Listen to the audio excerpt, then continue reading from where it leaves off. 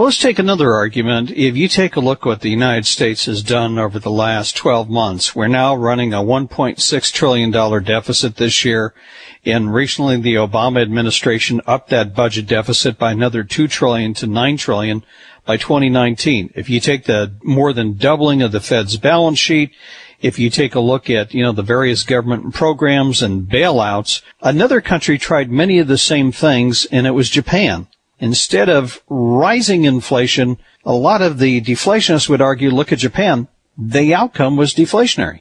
Yeah, but you also have to look at the very different economic circumstances between the United States and Japan. We actually suffer from the opposite problem, or we suffer from a problem that they don't. Japan was a producing nation with a huge trade surplus in manufactured goods and a very high savings rate among its people. What happened was when the bubbles in stocks and real estate burst that were brought on by the easy monetary policy of the Bank of Japan, and at the root source of that easy monetary policy was their effort to artificially prop up the U.S. dollar, right? They printed too many yen and they kept their interest rates too low to keep our currency propped up so they can keep exporting to us.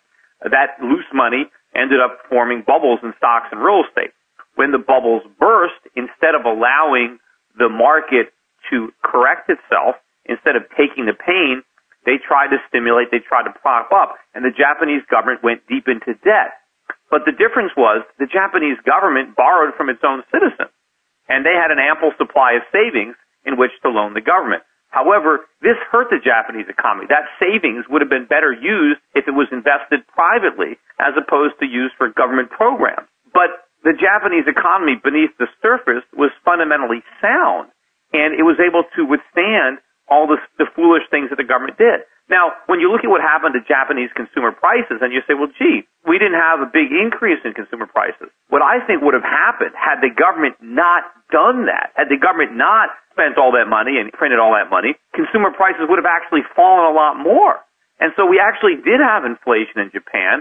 The inflation was in the form of prices fell by a much lower amount than they otherwise would have fallen had the government stayed out. And that would have been a huge benefit for the Japanese economy because it would have dramatically increased the purchasing power of average Japanese citizens. So they had that robbed from them. They had that extra purchasing power robbed from them because of the inflation that was unnecessarily created by the Japanese government. But we are in a much worse situation. We're not simply going to have prices falling by a lesser amount than they otherwise would have fallen. We're going to have prices going through the roof.